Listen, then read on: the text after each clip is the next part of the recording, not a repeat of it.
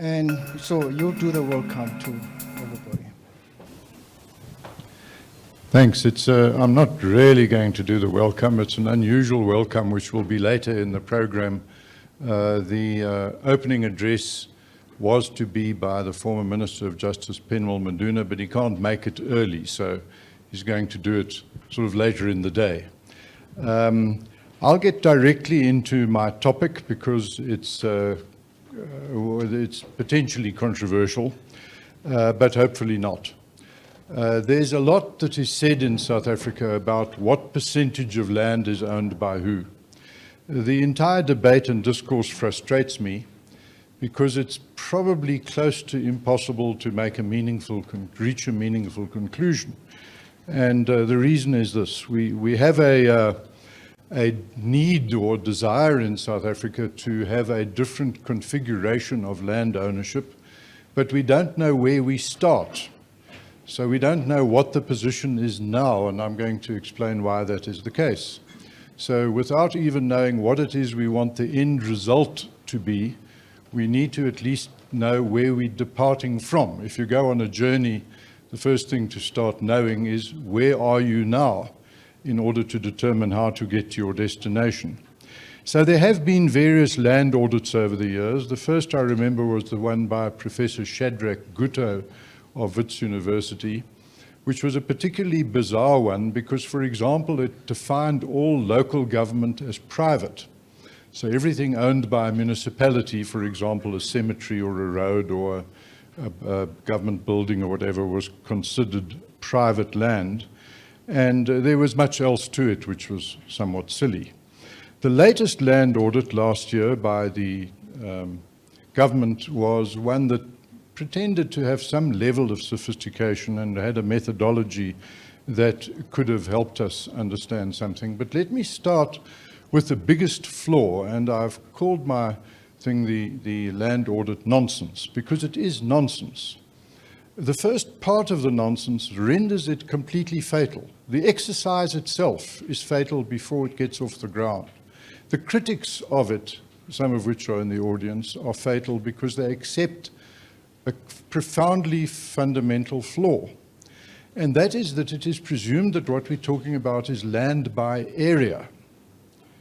Now, this is about the most idiotic definition of land distribution you can have, because that presupposes the land where we are now has the same value as the land in the Kalahari Desert. If you measure land by area, it is a completely meaningless measure by any criterion. You don't have to be very bright to say, what on earth is the relevance of measuring land by area, of determining what area is owned? It'd be very easy to have, if you want to, have women, for example, own most of the land, then you just give them the entire Kalahari and the Karoo, the semi-desert, and then they will have most of the land in South Africa, and then the men just own all the stuff in Sandton and in Bryanston and all the high-value land and all the, the wine estates in the Western Cape and so on. So then you can say, well, women own most of the land. Well, that's a completely and obviously meaningless thing to do. So what then is a relevant measure? Well, you would think one possibility is to say the number, the quantity. How many of the properties registered in the deeds office, or how many of the parcels of land that exist, what proportion by number are owned by people of different races or genders or ages or whatever it is you want, by the state or the private sector.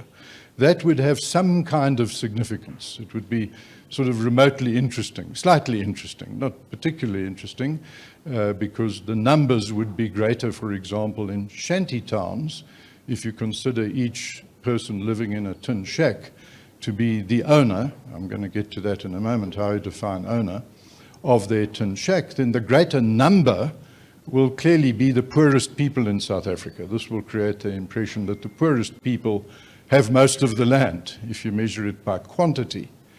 Well, what else is there? You could measure it by type. You could say, well, what really matters is it urban or rural? On the notion that rural land is not worth very much. Let me explain that. The value of all the farms in South Africa, all the commercial farms put together, It varies, there are many estimates, but it's something like 100 billion rand. Some put it lower, some put it up to 400 billion. No one really knows, but let's say 100 billion, a nice round number. That's the total value of all commercial farms, white and black, government and private. Well, that's less than half of the cost overrun on one power station, Medupi or Kusile, for instance. So in other words, just by building them on budget, you could have bought all the farmland twice over on one power station. So that doesn't seem to help us very much to have that. So what you could say is, well, what really matters is urban land or industrial land or mining land or recreational land, you know, beaches and foreshores or game reserves or whatever it is. So what type of land are we talking about? Business, you know, where we are now is probably the most valuable land in South Africa. So office blocks, you know, CBDs, that might be a way to classify, to say, well, what proportion of the land is in business areas? That'll give us some idea of value, or industrial areas, or you know, for example, airports and dams, and where do they go? Schools, universities, whatever. The really only meaningful thing to try and have an audit on would be value. What is the value of land owned by the state, the value of land owned by private commercial white farmers, the value of land owned by traditional communities, the value of land owned by people in informal settlements and so on? That will have some kind of logic to it, some kind of intelligible objective. But nobody's even spoken about it. Nobody's attempted to do it. It doesn't even arise. The people for and against, and let me just make this point, what I call the right, for lack of a better term, the right wing, want it to appear as if white people own less and black people own more, the government owns more or whatever, and so they criticize the land audits or produce their own along those lines. And people on the left want the opposite picture to emerge, so they just manipulate it to produce their picture, as if white people own all or most of the land and black people own very little. None of these exercises amount to much because they're all firstly attempting to do it by area, which is manifestly irrelevant. None of them say, well, what about value? How much of the most valuable land is owned by who? And the answer to that, of course, is companies, juristic persons. They have no race classification. So if you do a meaningful audit, you will talk about value, and then you will be stuck immediately with being unable to racially classify it. So the most valuable land is not racially classifiable. And so all you do is you look in the deeds registry and you say, well, what appear to be white names, individual owners, and then you come up with something like about 20% of the area of land can be identified as owned by people in their own name who appear to be white. And that is less, for example, than all the state land. So when you hear statements that, you know, private owners or white farmers or somebody own 80% of the land, it's just simply nonsense. It's just nonsense on steroids. It doesn't merit any response at all. It is completely meaningless. So we have no idea where we're starting, let alone where we want to end up. So what we should do is start by going right, literally throw in the rubbish can all the audits that have been done. They are utterly and completely meaningless. And the critics of those audits.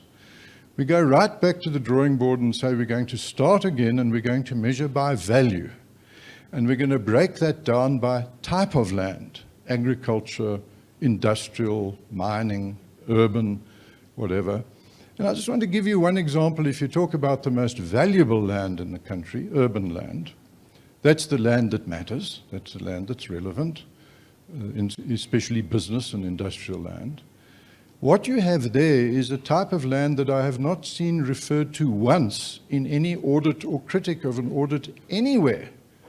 The most valuable land belonging to the state is called reserved land.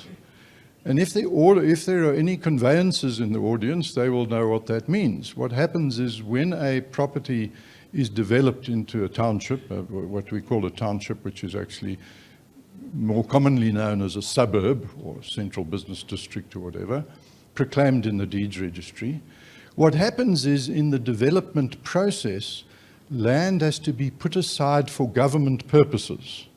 Schools, hospitals, police stations, parks, roads, whatever it might be, all government functions. And that land is never actually transferred to the government. There's just a rubber stamp put on saying this land is reserved for education, this land is reserved for health, this land is reserved for parks or whatever it is. It remains forever in the deeds registry in the name of the original developer, most of whom no longer even exist. They were development companies that existed over the last 200 or 300 years. Gone. Certainly over the last 100 years. So the most important land in the hands of the state, now listen to this, the state does not know it has. And I'm going to give you a little anecdote to explain how that works. If you drive down, I think it's First Road in Hyde Park from Hyde Park Centre towards Louw, people in Johannesburg will know the road, on the right-hand side, or the the southern side of the road, used to be a very big piece of vacant land. And I used to be chair of a school, by the way, in which I worked closely with the Mandelas. Winnie Mandela in particular was on the school committee, and we were establishing a Montessori primary school. And we looked at this land and we thought, who does that belong to? It looks like good land to have a school on. So we went to the deeds registry, and what did we find? It was reserved for education purposes. 100 years ago when the township was proclaimed, Hyde Park. So we went to the Department of Education and we say, you have this beautiful school site over there, it's completely vacant, full of rodents and vagrants and litter and so on. Can we build a school there? The Department of Education had no knowledge that it had one of the most valuable pieces of land in South Africa, a large piece of land in the middle of Hyde Park, one of the most expensive land areas of South Africa. It took them something like 15 years after we pointed out to them that it's theirs to get it on record and eventually sell it, and it's now been developed into a set of apartment blocks. Now, no government department, when Minister Gadebi, now Minister of Energy, was Minister of Works, he called me in and we had lunch in his office, and he said to me, well, I need help. He said the Department of Works seems to have land all over the country. Depots, they called. Land just vacant. How do I find out what land we have? And I said, well, it's close to impossible. And he conducted some sort of audit. They found a lot of it, and they brought it into the book, and they ended up selling pretty much all of it, and some of it actually using. So no government department has any idea what land it has. It just doesn't know. This most valuable land is, and the way you know what reserved land is, by the way, is you fly over, send a drone up over a town, or you drive down the road, and when you see a vacant piece of land in the middle of high-value land, then the chances are that's reserved land. Because you might see it and say, well, why on earth does the developer not do something with that expensive land? And if you go to the deeds registry, you'll find that it's reserved for a police station or a clinic or a school or a power transformer or something. Any one of any government functions at all, the land is set aside. And so what you could possibly do is get, Google Earth and get all the vacant pieces of land and then go to the deeds registry and see whether it's reserved, and the chances are it is, and the chances are the government department, no government department anywhere, by the way, has any idea. They simply say to developers, reserve that particular site for school purposes, but they never put it on record, they never know they have it, and that's the end of it. They then forget, it's gone forever. And so this is how bad it is.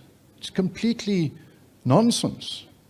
And so I want to say that what we should be doing in South Africa is we should say we haven't the foggiest idea. We have no idea whatsoever what the current allocation and distribution of land is. We should throw all of the so-called audits and the critics of audits into the rubbish bin And we should go right back to the drawing boards and say, how would we come up with some kind of meaningful number or estimate? And that should be firstly about value, not area. Area is utterly irrelevant because it places the same value on a piece of desert as it does on a 20, 30, 40, 50 million rand house in Bryanston or an office block in Sandton, where we are now. And start by saying, what is it that we want to measure? And then we can say, what do we mean by race? How do we classify the state? How do we classify a municipality? How do we classify a company? How do we classify a partnership? How do we classify a tribal trust? How do we classify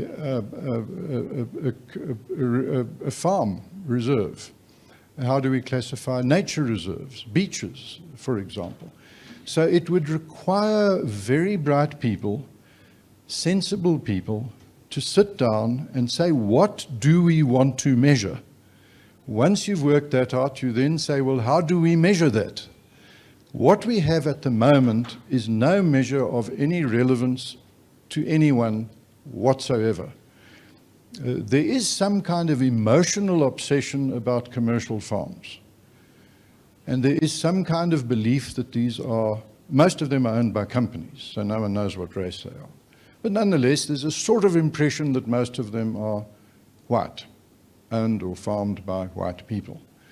Now, that's actually small. The government can buy the lot for the, the annual subsidy on a few state-owned enterprises. Will buy all of them, 100%, and can redistribute them. Or just, build Medupi on budget. And then you've got enough money to buy every single commercial farm in South Africa. But this is the emotion. The constitutional proposal of expropriation without a compensation is all forms of property, shares, savings, trusts, heirlooms, vehicles, shops, factories, houses, farms, plots, everything is included in property. So if what one wants to do is have a different distribution of commercial farms, that is extremely easy and cheap to achieve and does not need any sort of big fancy land audit or constitutional amendment. So I want to say that the discourse that takes place has people trapped in a sort of illusion, in a kind of weird bubble, as if somebody has some idea what they're talking about. Land by area. What do they mean, land by area? It's a completely irrelevant notion. And so we have not yet in South Africa even started by inquiring into something worthy of inquiry. Our principles and concepts are flawed. So I want to start off by saying any reference in the rest of this conference to the proportion of land owned by somebody, the state or private or white or black or Asian or colored, as we call them in South Africa, is profoundly flawed. Has nothing to do with the reality out there. Thank you. That's what I have to say. I'm happy to deal with any questions.